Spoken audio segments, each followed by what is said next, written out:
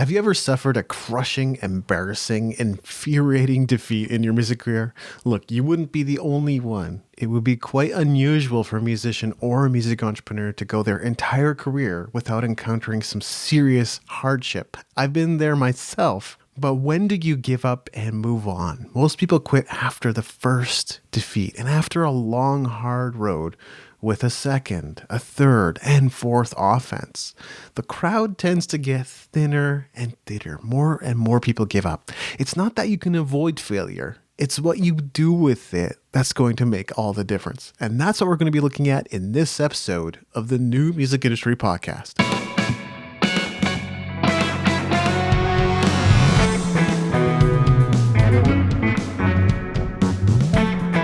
Listening to the New Music Industry with David Andrew Weeb.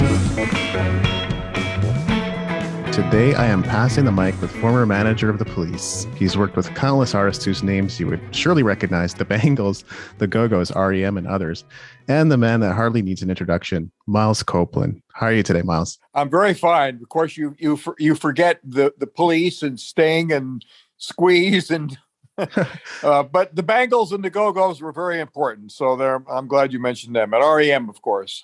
Yeah, I actually did mention the Police up front. Maybe it wasn't emphasized enough, but that's the big one that always catches people's attention. So you launched your new book, 2 Steps Forward, 1 Step Back, in July, and explains how an unmitigated disaster was the butterfly effect that led to some of your greatest successes that you're known for today. What is something we can learn from those moments that make us want to throw in the towel? Well, when I thought about writing a book, I really didn't want to write a memoir, which was sort of self-serving in the sense that, when you think of memoir, you think about, well, this is all what I did and aren't I great? And, you should like what I do, whatever. But I wanted to write a book that was more of a motivational book, and a book that would explain something that would relate to somebody that's starting a business, whether it be in the music or starting a restaurant or whatever. To me, to make it just about the music business was a little too small and a little bit meaningless. So I wanted to make it more than that. And the title, 2 Steps Forward, 1 Step Back, basically is sort of my way of saying, look, as long as you keep moving forward, you're going to make mistakes. There's going to have to be steps backward. But sometimes those mistakes can be as important as the successes. And sometimes you can learn more from mistakes than you can from successes. So, I was successful, I guess, which is why I guess it's worth interviewing me and why there's a book in the first place. But I did make mistakes. And I think that those are part of the story that I wanted to tell. Absolutely. And, that really, some of the things you mentioned there are what make you the perfect guest for this show, because there's either musicians who are looking to make their music careers into a business or structured a little more like a business.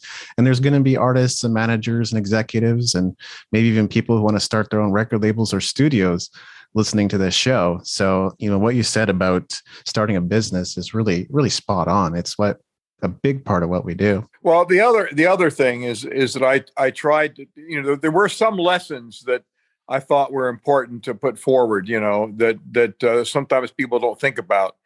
And, I guess, having had 50 years in the music business, I did learn a few things, Mm-hmm. and sometimes, you learn things that you didn't really expect at the beginning, and like one of the lessons that I say in the book was, if you make the answer yes easy, you're likely to get yes as an answer.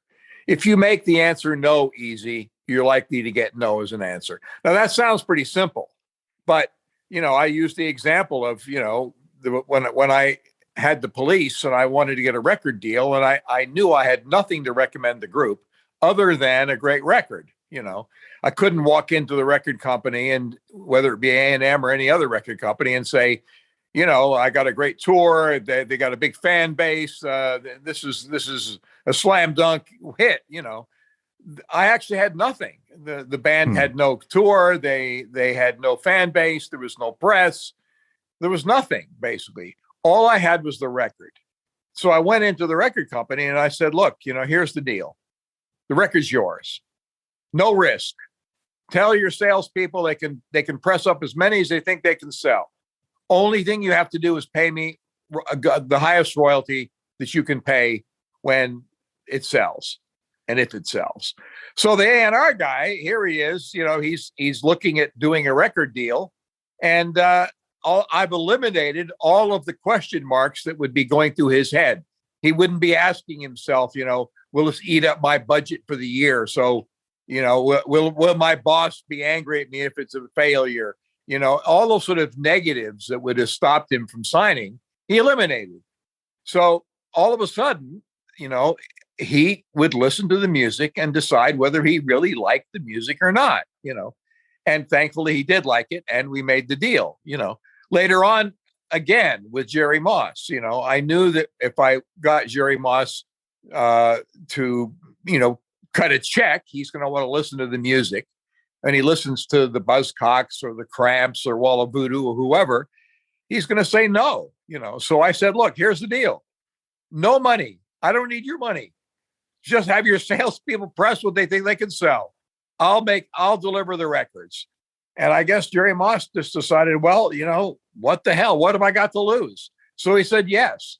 And I think that's a lesson that was patently obvious, and two of my big successes, which are both the case of the police and IRS records, and that's the kind of lesson I wanted to put forward in the book. There's a bunch of rabbit trails I want to go down, but I think the first thing that I would really like to emphasize and not step over is what you said about mistakes. And I've watched some of your earlier interviews, and you really do talk about failures.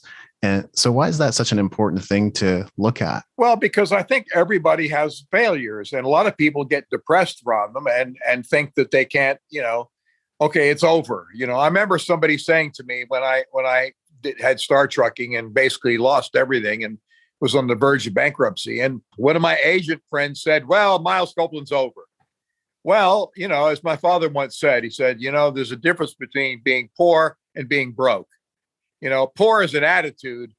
Broke is just a circumstance, So I was broke, but I wasn't poor. I had no money, but that didn't mean that I didn't have a brain. I didn't know anything. And it just so happened that my comeuppance, my failure, happened just when the punk rock thing was happening in England. And the reality is that no one was paying attention to the punks. And I did pay attention to them, because really they were the only people that would listen to me, because nobody else cared. Miles Copeland has no money, so who needs him? Whereas the punks, they just wanted somebody to recognize the fact that they existed. And I got quite excited about what they were doing anyway. So it was actually a curious phenomena that my disaster put me in a position where I had to be open to people that were also dismissed.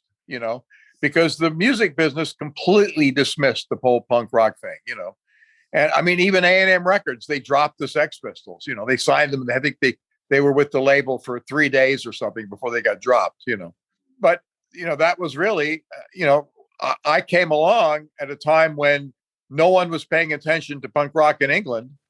And I started paying attention. And before I knew it, I became a big player in that field, and of course things grew, and the police happened, and Squeeze, and et cetera, et cetera. So things grew from that. So from a failure out came success. Yeah. And what I'm really hearing in that is that you followed your passion.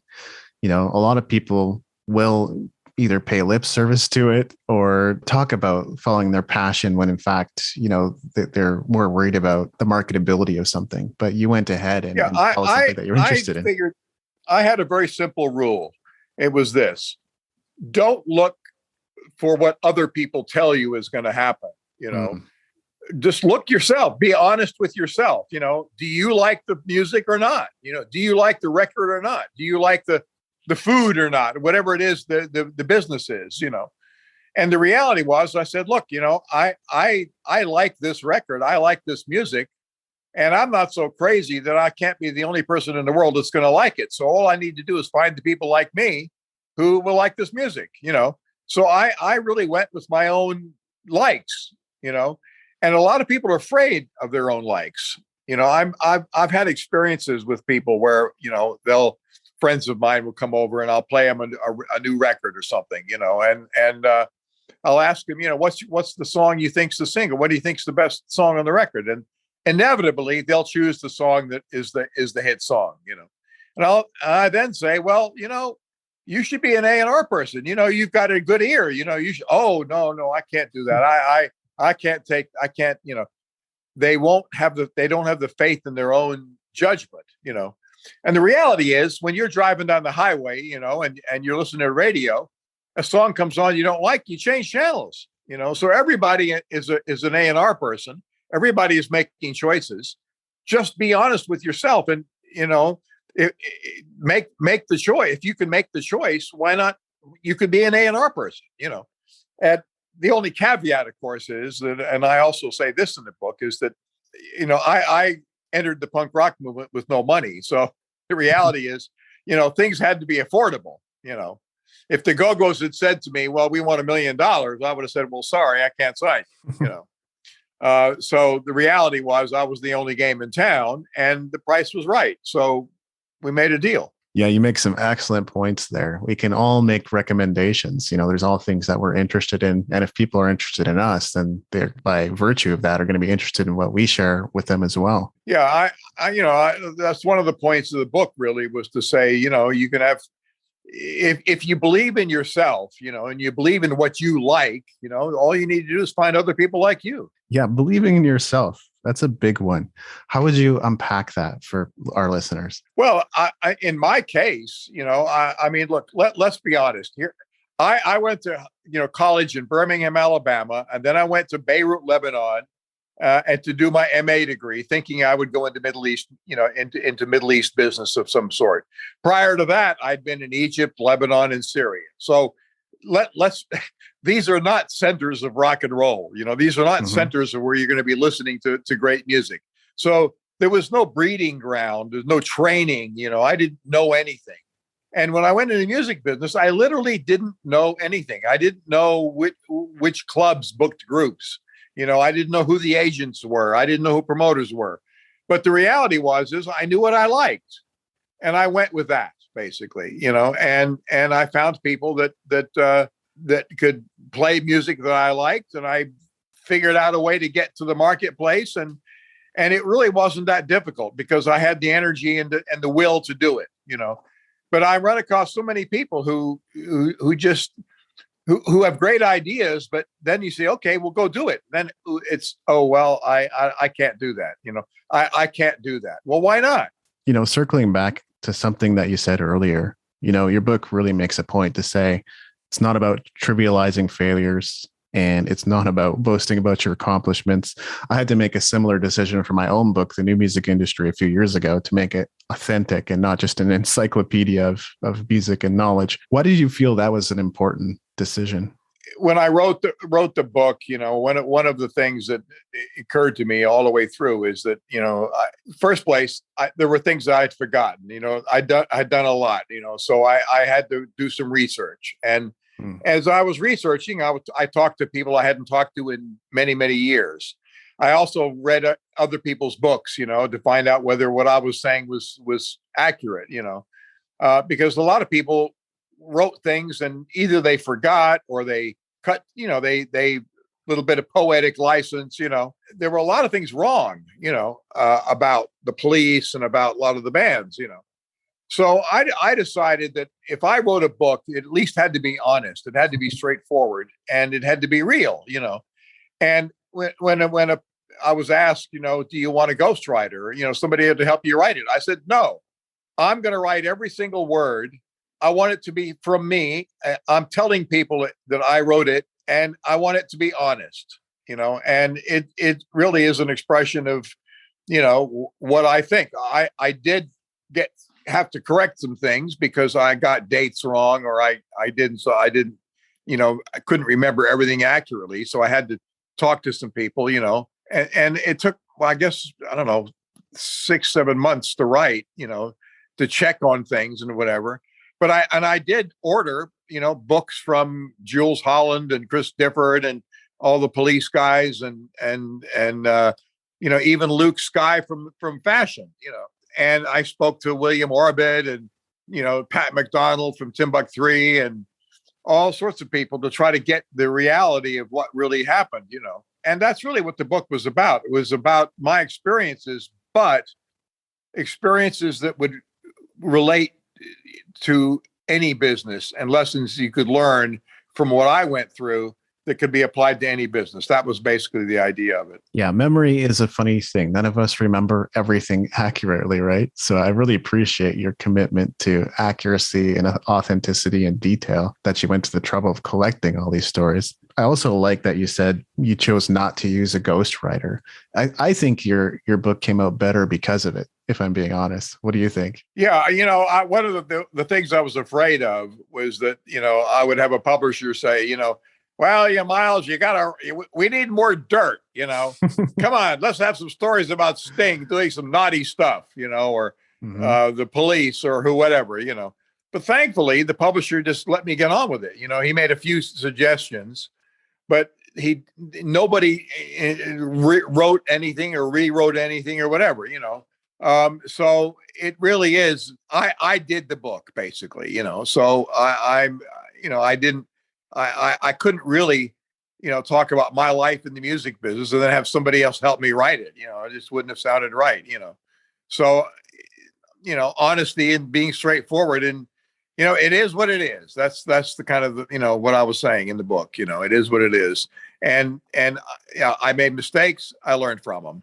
I may have had successes. I learned from them. And a lot of those successes and mistakes would apply to any business, whether it be a restaurant or a rock and roll band or whatever, Even if you didn't cover, the juiciest Sting stories or whatever, I really like that you touched on your own failures, right? And really an authentic story. This is something that a lot of people don't do, actually. It's actually a plague in the podcast world now that I can't always get answers that aren't curated and organized by a PR. Yeah. One of the the intentions of the book was to entertain, of course. Thankfully, I didn't have to have a lot of salacious stories. There was pretty funny, wacky stuff that were happening because I was signing pretty wacky, interesting groups. Yes. Let's be honest. The Cramps are interesting. Wall of Voodoo, Stan Ridgway is interesting. Johnette Napolitano from Concrete Blonde. They're interesting. Sting is interesting. These are people that have, important things to say and sometimes crazy things, and those are funny, and they're entertaining. So the book was not trying to, whitewash anything. I didn't need to tell, stories to beef up the what was happening in my life, because the reality was that I had some pretty wild acts and they did some pretty wild things. And all I needed to do is tell that, those stories, and believe me, those were enough, Yeah, exactly. It's quite compelling all its own. That was definitely, actually the one guy that I was kind of curious about, what he would think of the book. I actually got a email from Pat McDonald from Timbuk3. And he said, Miles, I just want you to know I bought the book, and any negative things you said about me, I probably deserved. I always liked Pat McDonald, and I actually said, because he was an artist that I always called him an art monster, because he turned down millions of dollars because he didn't want to have his song go for a commercial, And I say in the book, if I could do one thing over again, it would be accept the money and send a check to Pat and say, Pat, cry yourself to death, but you're gonna go buy a house. Yeah, absolutely. That would have been a lot of fun. What are your thoughts on how the music industry has changed over the decades? There's been format shifts, paradigm shifts, upheavals. Are we living in the most exciting times there's ever been, or is the music business going to hell in a handbasket? Well, I've had acts say to me many times, going way back, and they say it today or they say it way back in 1969 when I first started, and it's like, hey, man, it's not about, it's about the music. And I go, well, sorry, it's not about the music. Number one, it's about getting noticed. If you get noticed, then then it's about the music. Because if you don't get noticed, nobody's going to ever hear your music.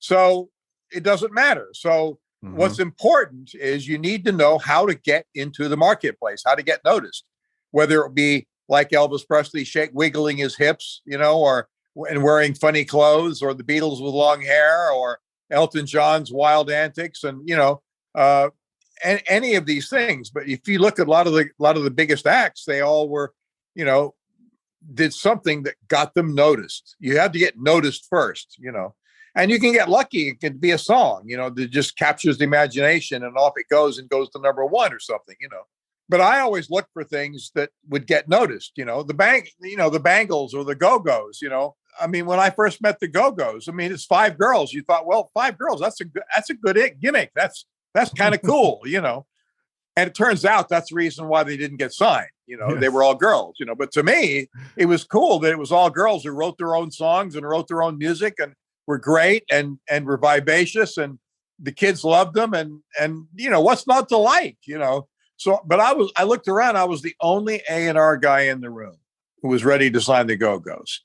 And I don't think the Go-Go's were that excited about signing to IRS Records, because we were we were like, as Charlotte Caffey, the songwriter of the Go-Go's, said to me, she said, IRS was the home of all the homeless people and degenerates and losers.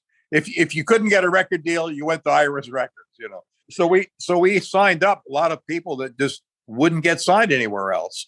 So we ended up with some pretty fascinating groups, whether it be, Jim Skafish or Oingo Boingo or Wall of Voodoo or the Cramps or the Buzzcocks or Stranglers or REM, whatever, So IRS Records ended up as a home of a lot of pretty wild people, And a lot of people told me about the Police. They said, well, they'll never happen. There's three blonde guys. They're playing punk rock. It's never going to happen. But I had faith in my own judgments, and that's really what in the end paid off. Yeah, that's really insightful, because I have noticed with certain artists lately, it really is kind of the personality or maybe what they stand for politically that is now attracting people to them.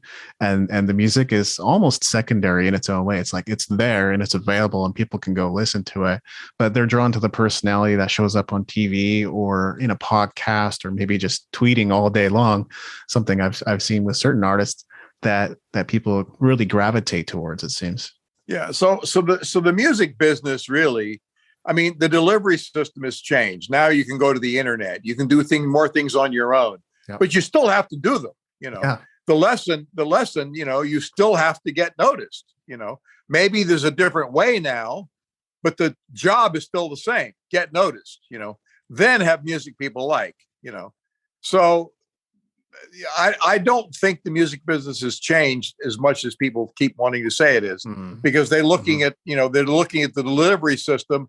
They're not looking at the essence of what really makes something work. And getting attention, is what is the name of the game.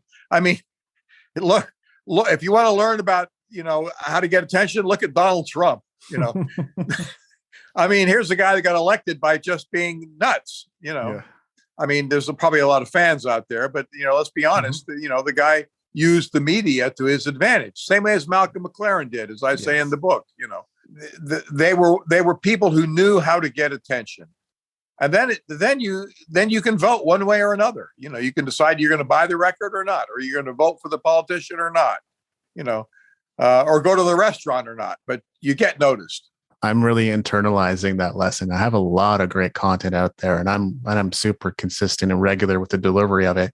And now going to spend a little more time getting that attention. Well, the old saying, if it bleeds, it leads. It's like when you turn on the news, you're not going to hear, well, it was a great day today and everything was wonderful and fantastic, and that's the news. And thank you very much. Tune in tomorrow. No, you tune in and it's like 20 people died in Afghanistan. There's floods in India, and there's, all the bad news gets attention.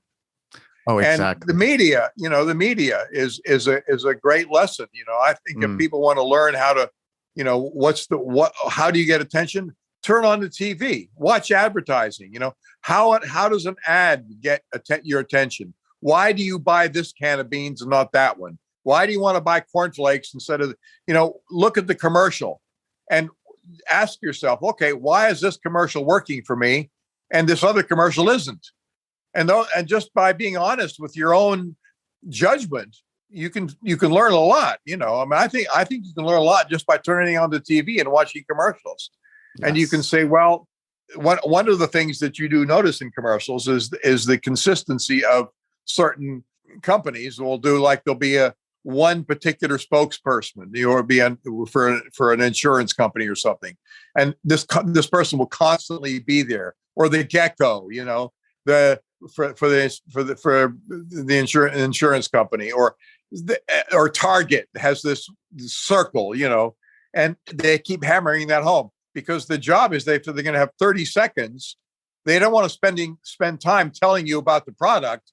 You already know, oh, the circle, that's Target. So now they can just get straight to the message. They're having a discount on something or other.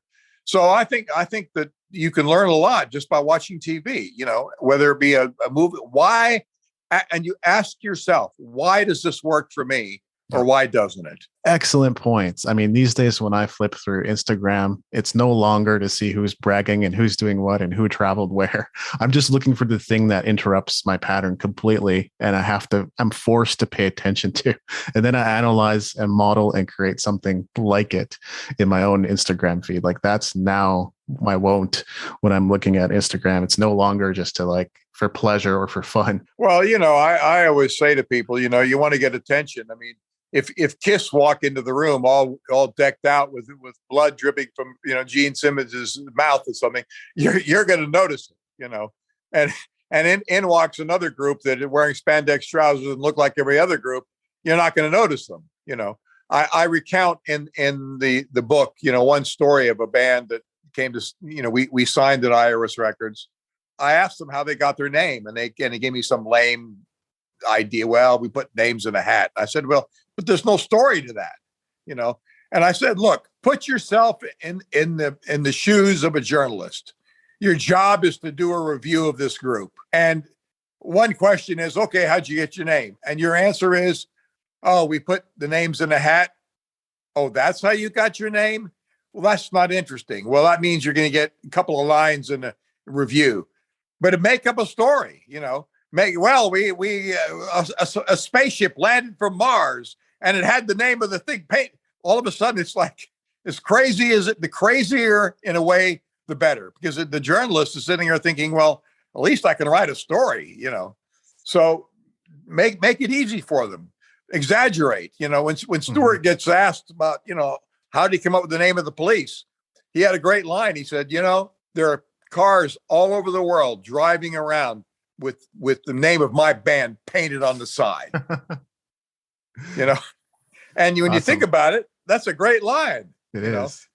And if you're a journalist writing an article, that's going to appear in the article, because it's a good line, and those one-liners are things where, if you could throw out one-liners that are catchy, they're going to appear in the article. The last thing a journalist wants to hear is, well, I don't know. I kind of I drew a name out of a hat, and well, that's like, what's the significance of it? That's just like nothing, Yes. Make a story up, You've had a lot of great tips and insights into everything. I have multiple takeaways already. I guess reflecting on your failures and successes and everything you've gone through, what's something you'd like to impart to aspiring music entrepreneurs, managers, executives, anyone wanting to make a dent on the music industry? The music industry is, I don't know. I kind of hate that word, the idea, because really, it's about, okay, what do you believe in and what do you want to do? You find something you particularly like and you go for it, And I look at some of the managers of the bands that John Landau, when he saw Bruce Springsteen, he was a journalist, and he saw an act that he thought was the greatest thing ever, and he wrote an article that said, look, I've just seen the future and it's Bruce Springsteen, and he ended up becoming the manager, and I think the reality is it's easier to fight for something you believe in than it is for something you don't. So find something you believe in, whether it be an act or a record. I've had groups come to me and say, we want you to be our manager because you're a tough guy, and we want you to go beat up the record company and make our record happen. And so and I say, well, let me hear the music, and so they play me the music, and I go, well, I don't think I'm can go beat up the record company because I don't believe in that music myself, you know. And the group would go like, well, but you're the tough guy. You're supposed to go tell the record company to do it. I'm saying, well, you know, you can take the horse to water, but you can't make it drink. You know, if it's not in the grooves, it ain't gonna happen. You know, and I'm not good enough to fight for things I don't believe in. You know, I have a much easier time fighting for things I do believe in. And you know, and I also say in the book that sometimes I was a little too honest for my own good. You know, I mean, my Duran Duran story. You know, I actually was the manager of Duran Duran for about a week. Signed contract, everything was great. We go for a celebration dinner, and they asked me how much money they're going to make from the record. You know, this was the reformed 5 members of the band. You know, and I knew that if I told them the truth, it would, you know, it just wouldn't fly. You know, so I decided once in my life I'm going to exaggerate.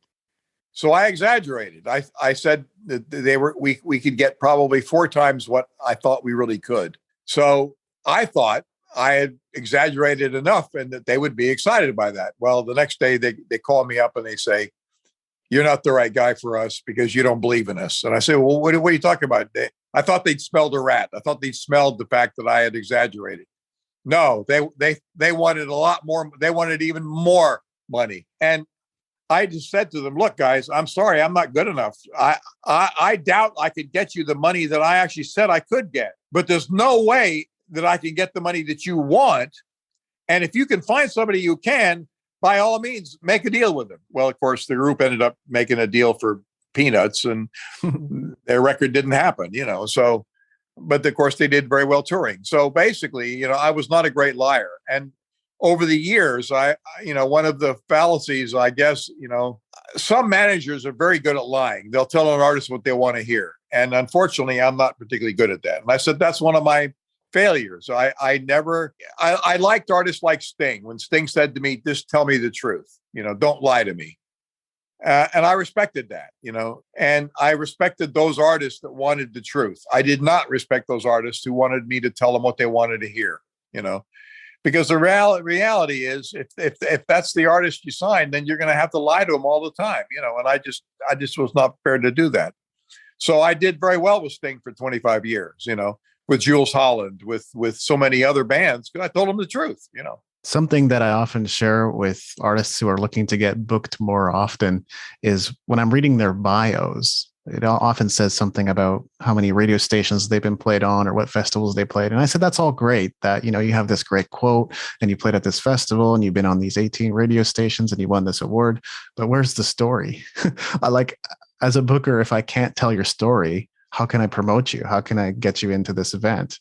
Well, that's it. That's it. The story, you know, is like, how do you get noticed? You know, I mean, You can say, well, you know, you can quote facts and figures. Well, we sold X number of records. Yeah, but why did anybody book you? Why did you play those places? What's the meaning behind everything? You know, you look at, you know, the Elton John movie or, you know, Freddie Mercury. These were not, you know, and the fact that Elton John movie started with him in rehab, it was not sweetness and light. You know, if he hadn't been in rehab, there would have been no story. I remember, and I recount in the book, you know, I was managing the Moody Blues for a period of time, and they're a great musical group. They've always had great music. You know, Nights in White Satin is one of the great classics. You know. And I tried to get a documentary made about them with VH1, you know, and, you know, I was sat down and they said, well, did they murder anybody? Did they run off with anybody else's wife? Did they, where's the story? You know? And I said, well, they make good music and they've toured all over the world. And yeah, but they're just nice people, right? And I said, well, yeah, they're nice people. They said, yeah, but there's no story in that. So fuck you, out of my office. So basically, you know, there was no story. So I never could get a documentary with the Moody Blues.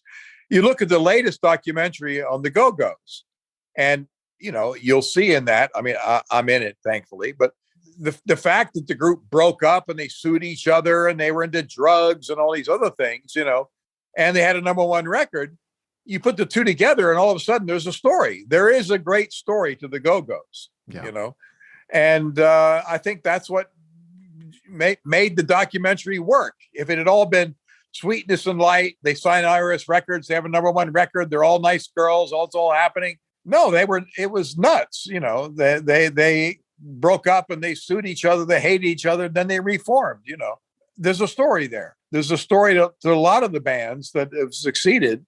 I mean, Elvis Presley was a story, you know, the Beatles, the Rolling Stones, the story is important. And you're right, you know, don't bore me, you know, that's the last thing we want. Don't bore me. That's right. It's the number one sin in marketing is to be boring. As they say in the entertainment industry, start in the middle of the action. I've started telling the story a lot in my own writing that one day I was sitting in front of an Italian restaurant in my two-tone blue RAV4 with two flat tires, sobbing because I couldn't pay my bills. Was about to lose my home, was working 5 very poorly paying jobs. And that was the moment that I thought, like, nobody cared. This is the end for me. There's nothing else. And then what happens next is, well, that's the story in between. And it wasn't all success either, mind you. People could relate to that kind of stuff. It makes a big difference for them. You know, my father used to say, you know, not that I took it to heart totally, you know, but I think it was a great lesson. He said, don't let the truth stand in the way of a good story. He knew that really to get attention, you need a story. So exaggerate a little bit. You know, you hear about hype so much, you know, but wild clothes and funny hairdo. I mean, Lady Gaga, if she walks out on stage looking like a bank clerk, you know, is anybody going to pay attention? Probably not. You know, she walks out wearing wild clothes and outlandish this and that, you know, and all of a sudden everybody pays attention. You know? So it's rare that you can just rely on the music. You know, it's much safer to rely on the music, sure, but add to it a story and something that's interesting and a look and an image and all those other things. Well, my listeners are interested in all kinds of resources.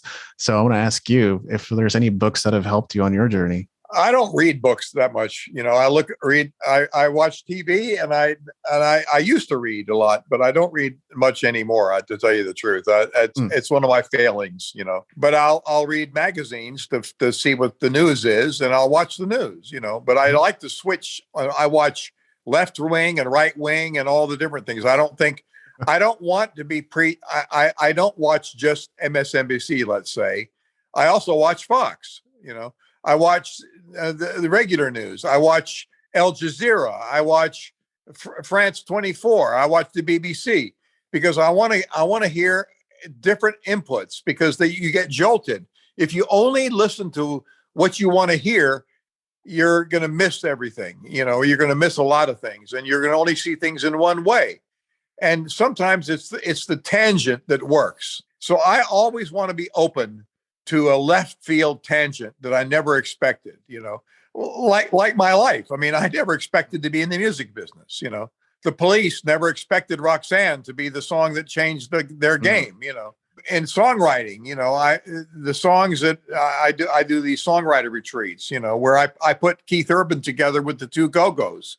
Keith Urban is this Australian guitar player, you know, who's ended up marrying Nicole Kidman and become a big superstar. Yep. But you know, he if he hadn't come to the castle and written songs with the Go-Go's, it never would have happened, you know. So who would imagine this Australian guitar player doing country music writes with two punk girls from LA, you know, and has a number one song, you know. And I've had a number of that situation, you know. So I think that it's the weird mixtures that sometimes work because they kind of break the rule and they jolt you into looking at something anew, you know. Desert Rose with Sting, you know, with Sheb Mami. The fact that he had this Arab guy singing, you know, and with Sting, well known, but Sheb Mami's voice is so brilliant, it jolted you into saying, well, I really like this, you know, and that song became a huge hit for Sting, you know. So I think following the rule necessarily is, you know, sometimes it makes sense, but a lot of times it doesn't, you know. But I always like to be open to a left field tangent, which is why I don't listen to what I want to hear. You know, would I rather listen to MSNBC and be told that everything should be one way. No, I want to hear Fox. I want to hear all these other views, even the radical right and the radical left. I don't care. I just want to hear all the different views, because out of all of those views, I might learn something or get jolted into thinking of something totally as a tangent. But the point is, I'm open to different inputs. So I think that's very important. So one of my lessons, if I said to any musician, be open to any kind of input. Don't be too concerned whether, you're playing to 4 people or 1 million, or whether you're doing a journalist that is, not particularly well known versus one that is very well known. You never know. It could be that this journalist who isn't very well known today could be a superstar later, or he writes something that somebody picks up on, and next thing you know, it happens. You never know where the break is coming from. So be open to all of it. I couldn't agree with you more, especially in today's media climate, where I think the slant is stronger than it's ever been. There's a narrative that wants to be pushed and is being pushed. And so it's really good to get your information from a variety of sources and angles if you want to begin to see things from a different perspective. And like you said, use that as input and inspiration for even your craft and your art. Yeah, I think that's, if there's any mistake that people make, is that they end up, you wonder why some politician gets people and they find out that they only listen to one newscast, Well, of course they believe whatever it is, crazy, idea that they have, because they only listen to one source, Well, you can't get everything from one source, because most sources have an agenda. Yes. So you want to get as many agendas in your system, because in the end, the more inputs you have, the less you're going to be taken in by some agenda. Yes. 20 agendas are better than one, put it that way. Absolutely. I have a feeling we could go on, but I also feel like that's an excellent note for us to end on. So thanks for your time and generosity, Miles. Is there anything else I should have asked? Oh, well, I think you've covered it pretty well, and good luck on your podcast. Oh, thank you so much. And if you're listening right now, don't forget to check out Miles Copeland's book, 2 Steps Forward, 1 Step Back. All right. You take care. All right. You too. Thank you. Bye-bye. Bye. Releasing music today is like putting your CD in the deepest, darkest, and most cluttered corner of a Walmart and expecting random customers to discover it all on their own, don't you think? Well, if you're doing what everyone else is doing, chances are you're going to end up a music commodity. Just one product in a huge store with shelves that keep getting fuller every single day. I'm not saying you should reinvent the wheel. What I'm saying is you need a strategy, and that's why I put together a free training called The Music Money Machine. If you're tired of earning a pittance of streaming royalties and would like to create offer stacks that separate you from the crowd and help you earn a living from your passion, go to musicentrepreneur.hq.com/machine to claim your free training. This has been episode 252 of the New Music Industry Podcast. I'm David Andrew Weeb, and I look forward to seeing you on the stages of the world.